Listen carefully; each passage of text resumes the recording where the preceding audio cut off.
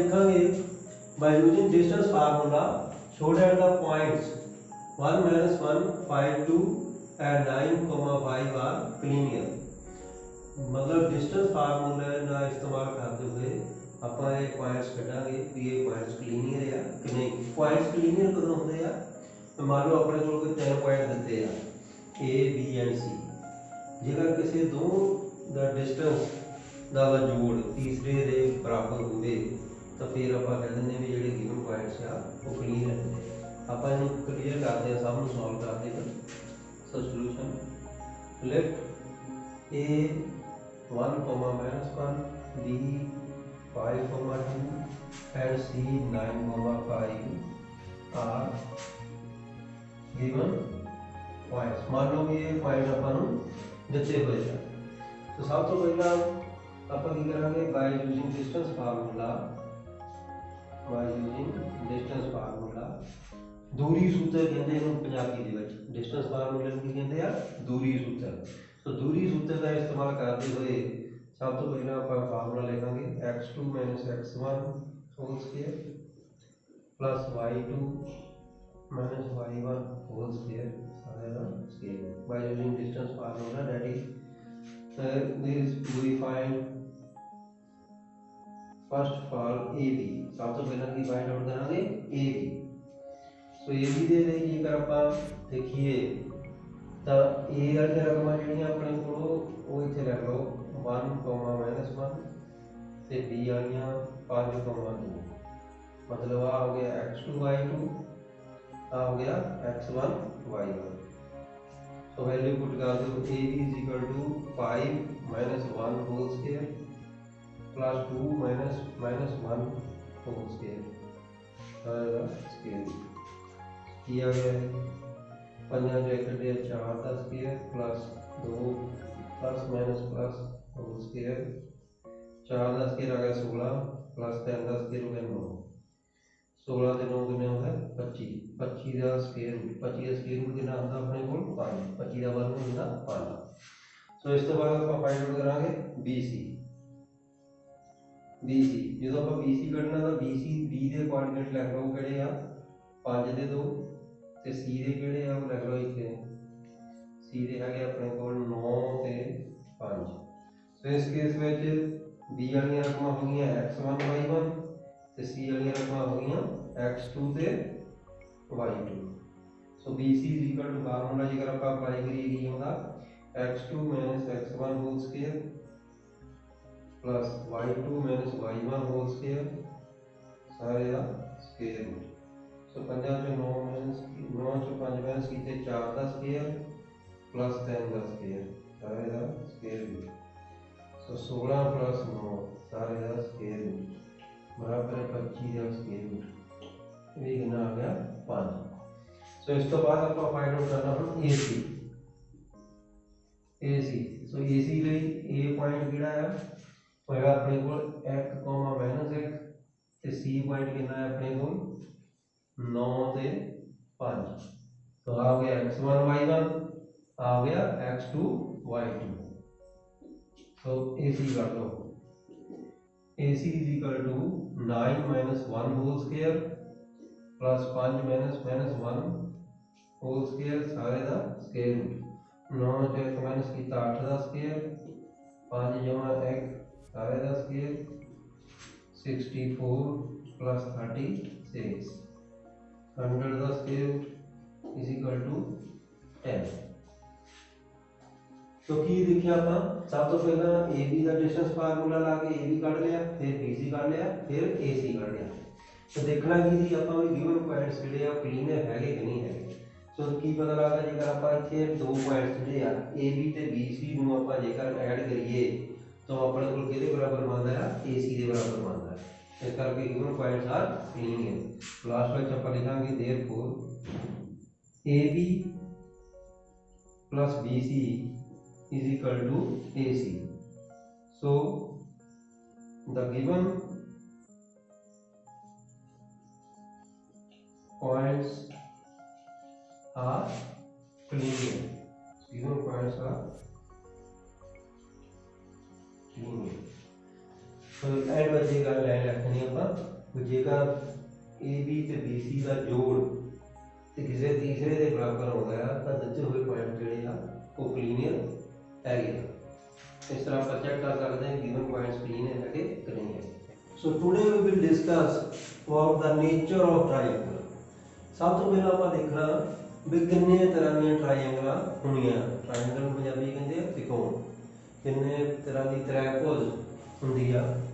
So nature of the triangle सब तो पहला अपने को है स्केलर ट्रायंगल, दूसरे नंबर पर है आइसोसेलेस ट्रायंगल, तीसरे नंबर पर है इक्विलेटरल ट्रायंगल एंड चौथे नंबर पर है राइट एंगल ट्रायंगल।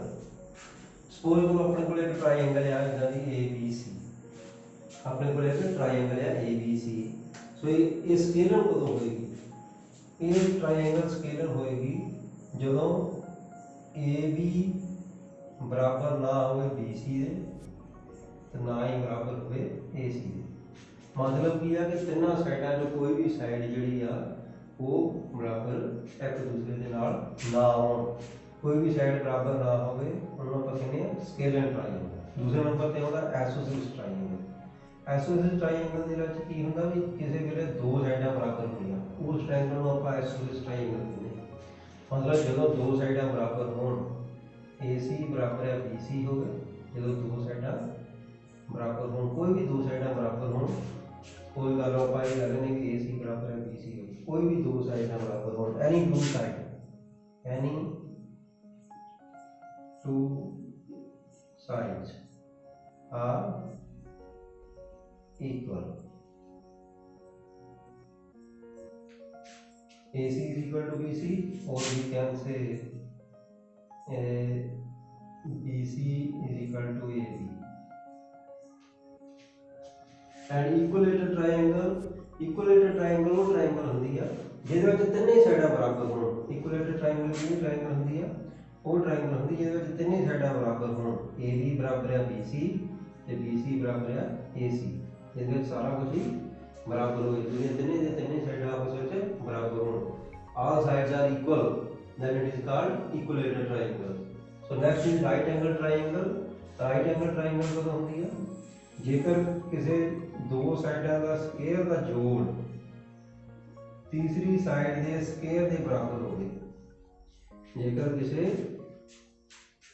दो साइडा के स्केयर का जोड़ मतलब ए बी का स्केयर प्लस बी सी का स्केयर बराबर कहते हुए ए सी के स्केयर दे। सपोज तुहानू किसी भी दो साइडा का स्केयर जिहड़ा है तीसरी साइड के स्केयर के बराबर होवे तां ओह की होंदी है राइट एंगल ट्रायंगल। सो किन्ने तरह दी आपां ट्रायंगल पढ़ीਆਂ दे विच सब तो पहला स्केलर फिर आइसोसेलेस फिर इक्विलेटरल फिर right angle triangle. Scalar triangle जिहड़ी हुंदी है जदों कोई भी साइड बराबर ना होवे।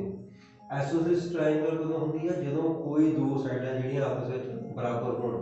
इक्विलेटरल ट्रायंगल कदों हुंदी है जदों तिन्ने साइडां आपस विच बराबर होण, ट्रायंगल दी तिन्ने साइडां आपस विच बराबर होण। चौथे नंबर पे है राइट एंगल। राइट एंगल कदों हुंदी है जदों किसी दो साइडां दा स्केयर दा जोड़ तीसरे साइड के स्केयर के बराबर होवे। सो नेचर ऑफ द ट्रायंगल आज आप स्टडी करांगे। सब तो पहले है स्केलर ट्रायंगल। स्केलर ट्रायंगल जिहदे विच मतलब कोई भी साइड जिहड़ी आपस विच बराबर ना होवे। सपोज कर लो आ गया एग्जांपल अपने को ट्रायंगल। सो ये आप फिगर से पता लगता भी ए बी बराबर नहीं हैगी बी सी के ते बराबर नहीं हैगी ए सी, मतलब कोई भी साइड बराबर नहीं हैगी। सो स्केलर ट्रायंगल वो ट्रायंगल होती है यदि कोई भी साइड आपस में बराबर ना हो। दूसरे नंबर पर आती है आइसोसेलेस ट्रायंगल। सो आइसोसेलेस ट्रायंगल दे विच की आ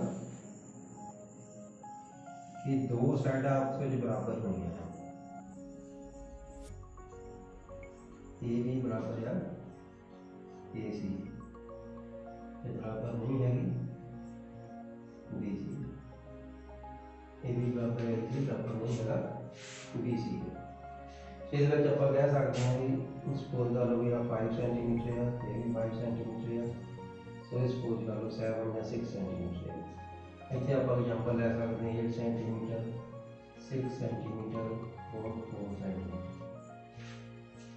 so third one is equilateral triangle. So equilateral triangle ये नाम तो ये देखो क्लियर होता ਵੀ ਇਕੁਅਲੇਟਰ ਟ੍ਰਾਇੰਗਲ। ਇਕੁਅਲ मतलब ਜਿਹਦੀਆਂ ਤਿੰਨੇ ਸਾਈਡਾਂ ਆਪਸ ਵਿੱਚ ਬਰਾਬਰ ਆ, same sides, equal sides A B ਤੇ C। ਤਿੰਨੇ ਸਾਈਡਾਂ ਸਪੋਜ਼ ਕਰ ਲਓ 6 ਸੈਂਟੀਮੀਟਰ 6 ਸੈਂਟੀਮੀਟਰ ਤੇ 6 ਸੈਂਟੀਮੀਟਰ। ਜਿਹਦੀਆਂ ਤਿੰਨੇ ਸਾਈਡਾਂ ਆਪਸ ਵਿੱਚ ਬਰਾਬਰ ਹੋਣ ਨੂੰ ਆਪਾਂ ਕਹਿੰਦੇ ਆ ਇਕੁਅਲੇਟਰ ਟ੍ਰਾਇੰਗਲ।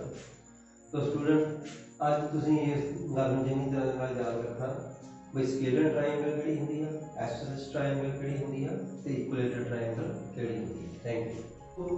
ਹੁਣ ਆਪਾਂ ਜਿਹੜਾ ਨੇਚਰ ਆਫ ਟ੍ਰਾਇੰਗਲ ਆ ਇਹਨੂੰ ਐਗਜ਼ਾਮਪਲ ਲੈ ਕੇ ਇਕੱਲੇ ਇਕੱਲੇ ਨੂੰ ਆਪਾਂ ਦੇਖਾਂਗੇ। ਵੀ ਸਭ ਤੋਂ ਪਹਿਲਾਂ ਸਾਹਮਣੇ ਆਪਾਂ ਲੈਂਦੇ ਆ show dot the points A 30 B 64 and C -1 3 are the vertex of isosceles triangle। मतलब ये ਦਿੱਤੇ ਹੋਏ ਪੁਆਇੰਟ ਜਿਹੜੇ ਆ ਇਹ isosceles triangle ਹੈਗੀ ਕਿ ਨਹੀਂ ਹੈਗੀ ਇਹ ਆਪਾਂ ਸ਼ੋ ਕਰਨਾ ਹੈ। ਤੇ ਸਭ ਤੋਂ ਪਹਿਲਾਂ ਇਹਦੇ ਲਈ ਆਪਾਂ ਕੀ ਕਰਾਂਗੇ, ਬਾਈ ਡਿਸਟੈਂਸ ਫਾਰਮੂਲਾ ਦੂਰੀ ਸੂਤਰ ਰਾਹੀਂ ਸਭ ਤੋਂ ਪਹਿਲਾਂ AB ਫਾਈਂਡ ਆਊਟ ਕਰੂੰਗਾ। AB is equal to तो पहला फार्मूला लिखो x2 - x1 whole square plus y2 - y1 whole square सारे का स्क्वायर रूट। सो कर दो। सो AB तो 6 - 3 का स्क्वायर प्लस 4 - 0 का स्क्वायर सारे का square root. So 3 - 3 we get 3, 4 का square that is 9 plus 16 is equal to 25 का स्क्वायर रूट that is 5। उस तो बाद आपका करना है हम BC is equal to -1 - 6 का स्क्वायर प्लस 3 - 4 का स्क्वायर सारे का स्क्वायर रूट। ये आ गया -7 का स्क्वायर प्लस -1 का स्क्वायर। सो ये आ गया 49 प्लस 1 का स्क्वायर रूट। ये आ गया 50 का स्क्वायर रूट। 50 का स्क्वायर रूट करो इतने फैक्टर बना के 5 के टेबल से।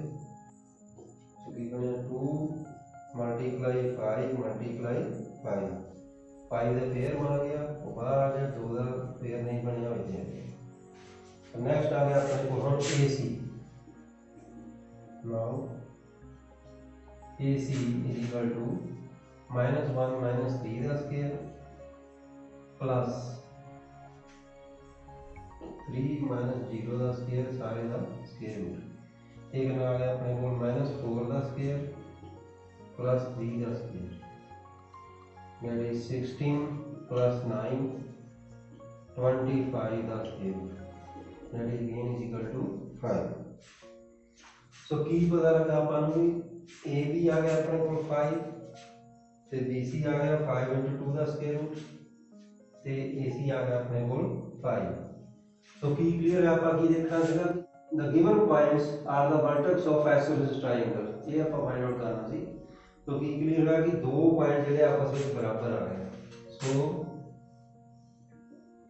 AB is equal to AC is equal to 5। therefore the given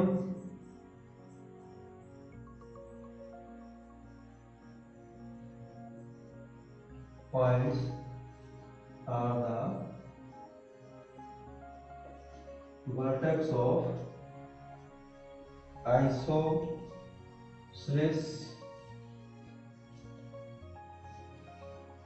triangle। The given points are the vertex of isosceles triangle।